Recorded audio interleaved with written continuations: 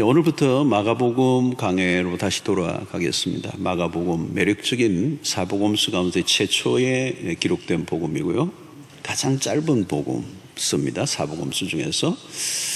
그리고 굉장히 매력적인 스피드가 있는 아주 간략하게 기록된 사복음서 어떤 책보다도 굉장히 함축미가 있는 그런 책입니다. 자, 우리가 앞부분에서 살펴보았습니다만 주님은 하나님의 나라를 선포하셨습니다. 하나님의 나라가 가까웠다. 예수님의 첫 번째 일성 설교가 하나님의 나라입니다. 창세기 인간의 범죄로 에덴에서 쫓겨난 인간이 살아가는 세상은 불완전한 세상입니다. 아무리 인류의 문명이 이렇게 발전이 되어도 세상은 여전히 불완전하고 또 하나님의 심판 아래 그리고 저주가 작동이 되고 있는 그 세상은 들어가 보면 신음소리가 나고 고통하는 소리, 또 실패, 좌절, 두려움, 무질서, 부조리, 모순 이런 것들을 겪고 살아갑니다. 아무리 좋은 사회라 하더라도 들여다보면 이 세상은 완전하지 않고 또 영원하지 않다는 걸 알게 되죠. 특별히 요즘 코로나를 겪으면서 코로나19가 닥치면서 이 바이러스 하나, 이 어마어마한 종류의 바이러스가 많은데 그 중에 하나가 딱 지금 인류를 강탈을 해도 우리가 정신을 잃을 정도입니다. 이제 이런 것들로 인하여 사람들이 죽어가고 고통하고 두려워하고 이게 뭐예요? 이 세상이 완전하지 않고 이 세상이 끝이면 안 되는 거죠. 그래서 하나님의 나라가 임해야 된다는 겁니다. 그래서 우리는 마가복음을 읽으면서 하나님의 나라의 개념을 이해하고 성경을 들여다보아야 되고, 물론 성경 창세기부터 요한계시록 전체를 우리가 들여다볼 때 하나님의 나라라고 하는 개념을 가지고 성경을 들여다보아야 됩니다. 그래서 하나님의 나라가 어떻게 발전되고 진행되고 완성될 것인가, 이게 창세기부터 요한계시록까지 이어져 가는 것입니다. 특별히 우리는 마가복음을 통해서 주님이 하나님의 나라를 선포하시고 그 나라를 어떻게 성취해 가실 것인가에 대한 구체적인 이야기들이 이 복음서에 이제 담겨 있습니다. 자, 우리 예수님이 첫 번째 하신 일이 제자들을 부르셨습니다. 이 제자를 부르셨던 이 일은 예수님의 첫 번째 사역입니다. 공생의 첫 번째 사역이 예수님이 딴 게 아니라 사람을, 제자를 부르셨고, 그리고 예수님이 부활하시고 승천 직전에도 하신 일이 뭐냐면 이 제자를 삼으라, 디사이플 메이킹을 하라라고 하는 이 명령을 하시고 하늘에 오르셨다. 그러니까 여러분, 우리가 잘 아는 것처럼 마태복음 28장 19절로 20절의 말씀을 우리 모든 그리스도인들이 다 이제 붙잡아야 될 대사명이에요. 대사명, 위임 명령이기도 하고요. 자, 이 구절을 보면 그러므로 너희는 가서 모든 민족을 제자로 삼아, 그죠?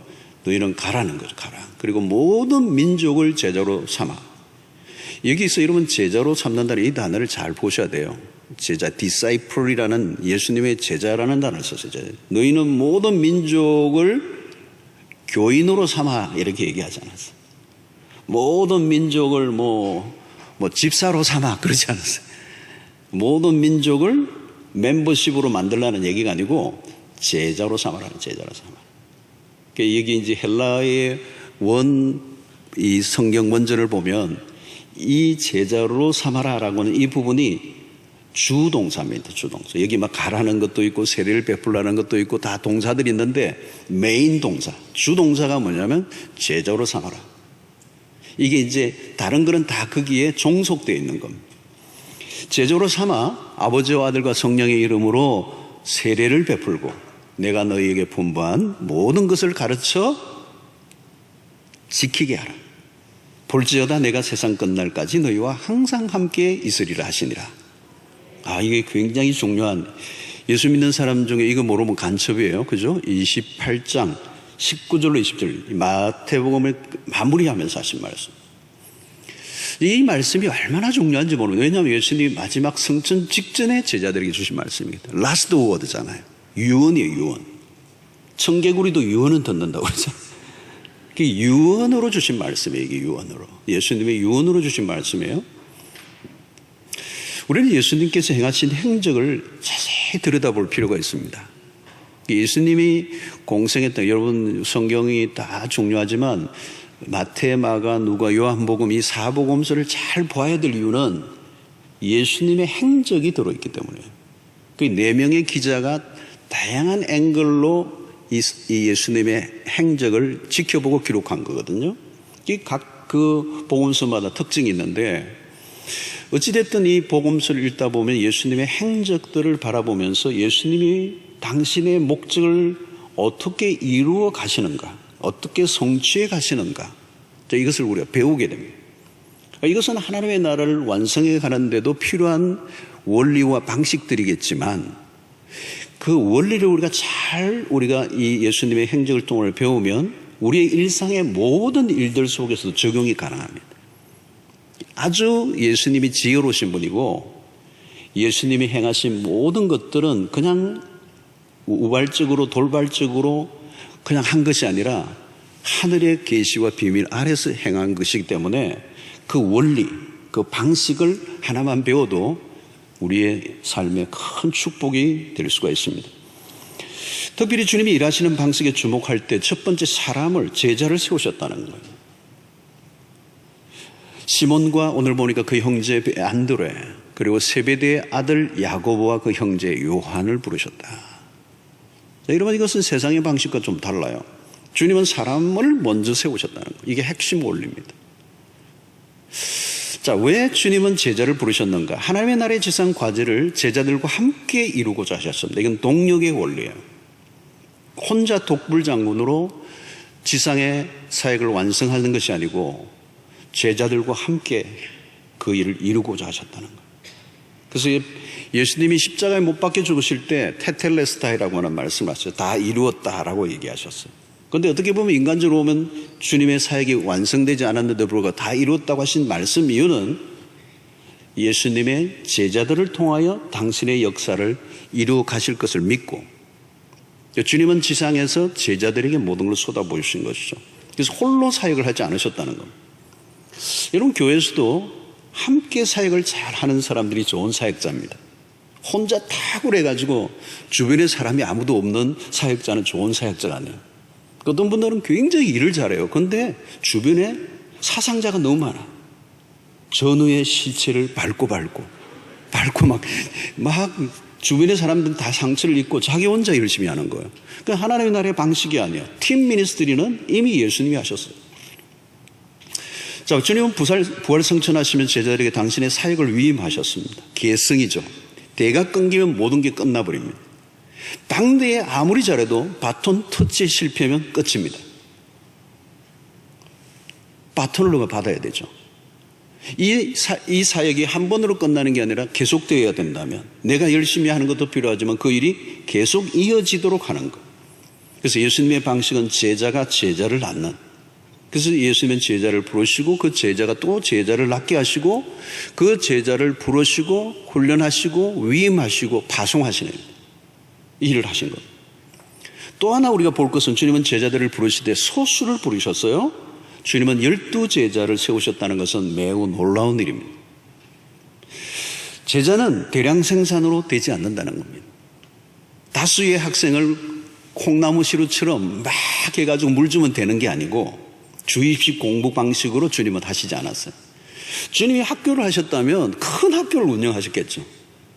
주님은 능력이 많으시고요, 인류의 역사에 예수 그리스도만큼 탁월한 스승은 없어요. 탁월한 교사세요. 근데 예수님이 뭐가 좀 모자라서 그러신 게 아니고, 예수님은 사람을 키우는 것이 무엇인지를 아신 분이에요.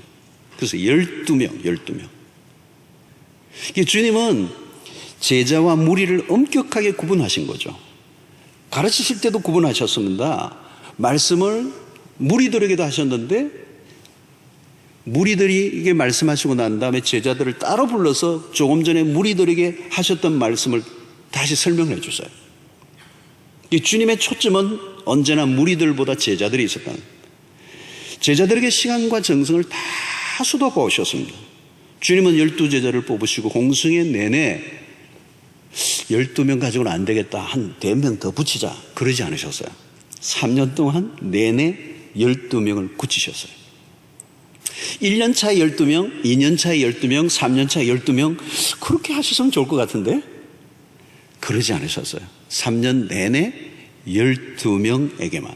어떤 사람은 구약의 12사도의 그 개념에서 12제자를 뽑으시고 12제자를 고셨다는데 그런 의미는 아니에요. 예수님이 이 12명을 집중하신 것은 소수의 원리, 도제식 방식을 유지하신 겁니다.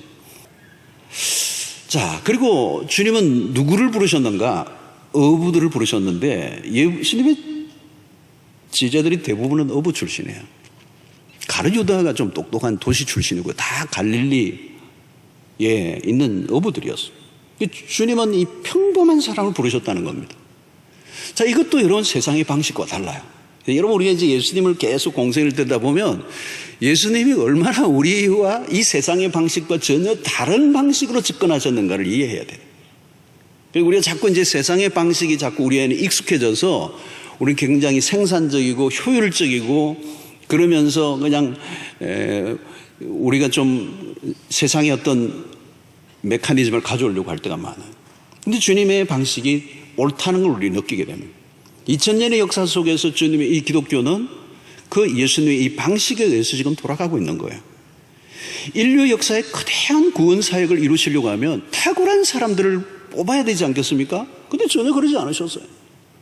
주님이 뽑으신 사람들의 면면을 보면 오늘날 어디 내놔도 채용되기 어려운 사람들. 세상적으로 갖춘 게 하나도 없어요. 이분들은 우리 교회 부목사님으로 지원하면 다 떨어질 사람들. 하나님의 나라를 위한 일꾼의 선택 기준은 달라요. 자, 고린도전서 1장 27절의 말씀이 답이 됩니다. 그러나 하나님께서 세상에 미련한 것들을 택하사 지혜 있는 자들을 부끄럽게 하시려고 하려 하시고 세상에 약한 것들을 택하사 강한 것들을 부끄럽게 하려 하십니다.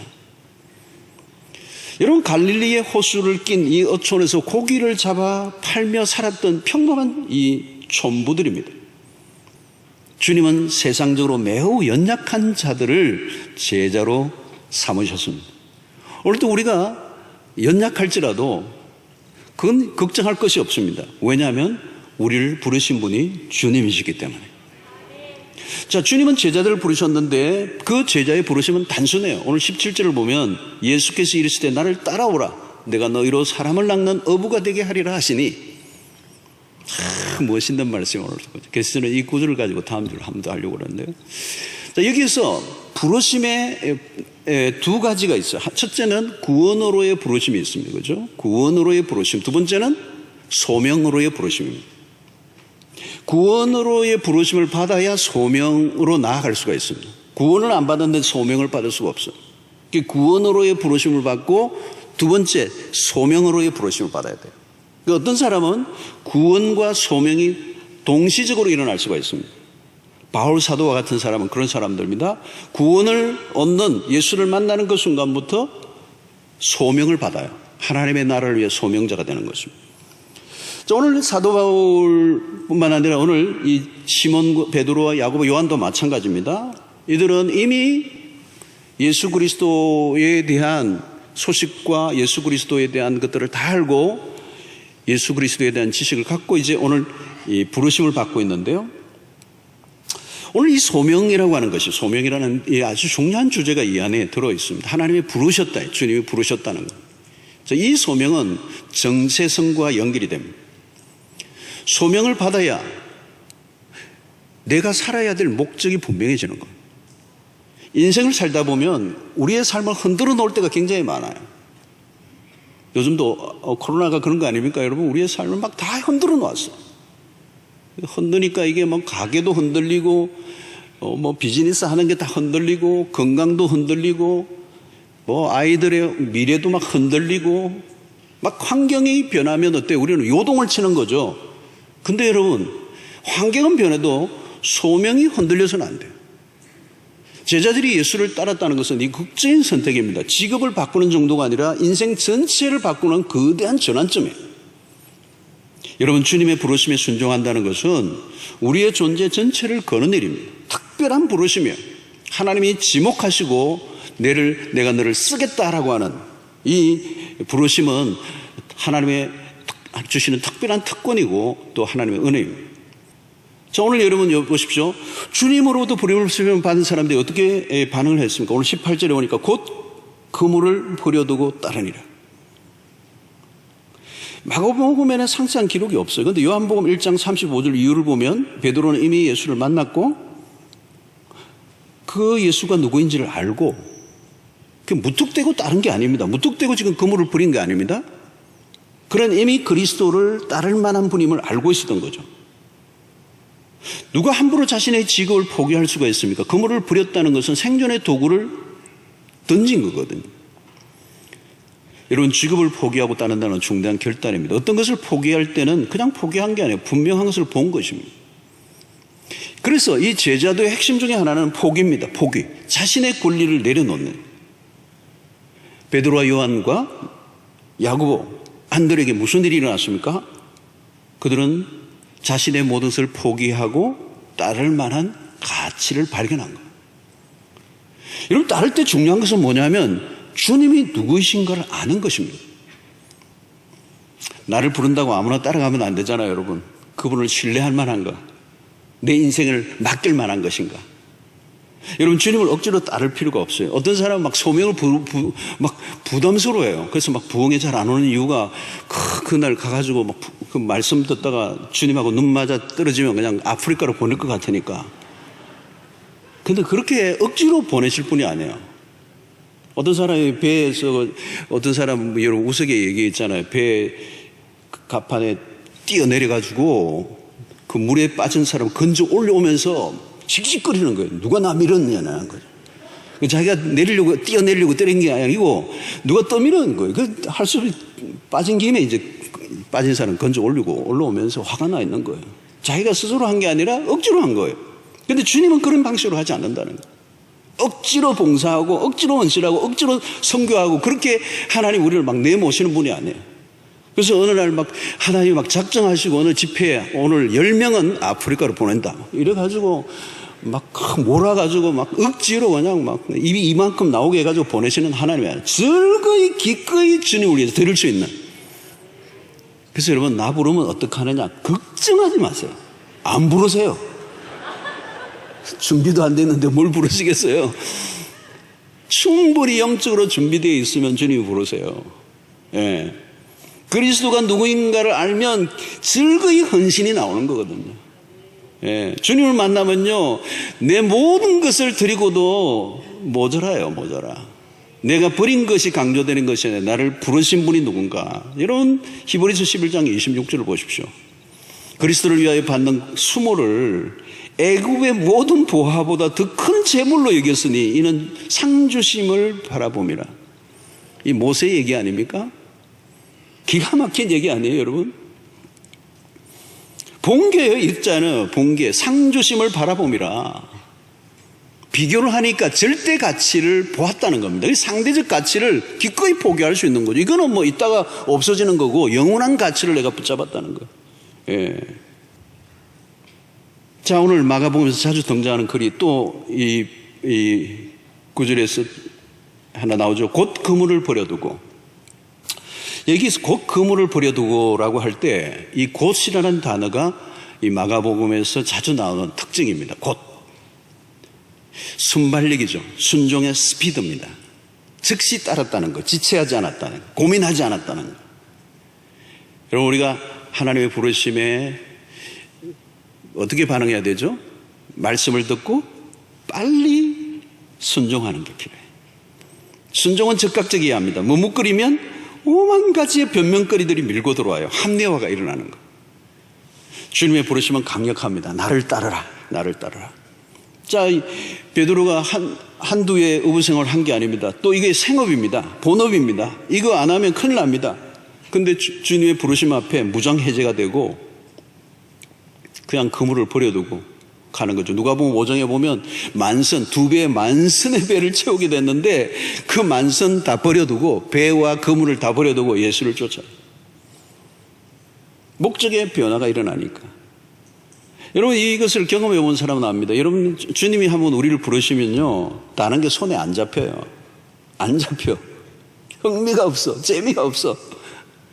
주님이 부르신 그 부름에 반응하는 것, 그게 내 인생의 전부가 되고요.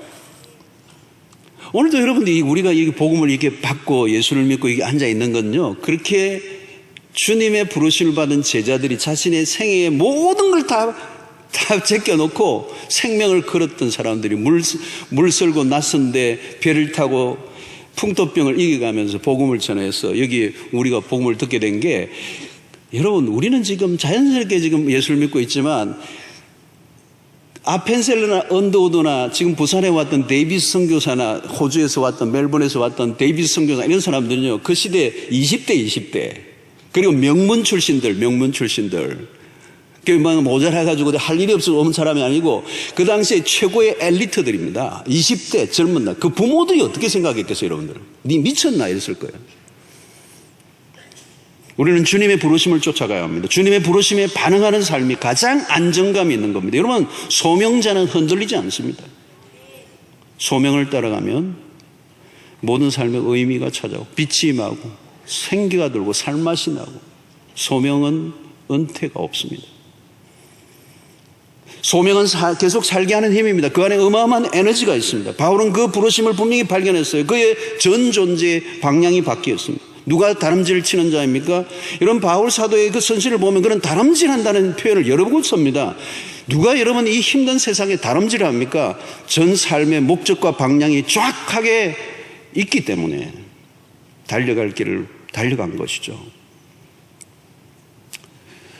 저는 오늘날 교회가 수의 논리에 빠지지 않고 교인관리라는 말을 제가 우리 목사님들에게 그 교인관리 이런 말을 쓰지 말라고 제가 자꾸 그러는데요. 건물도 마찬가지고 교회가 건물.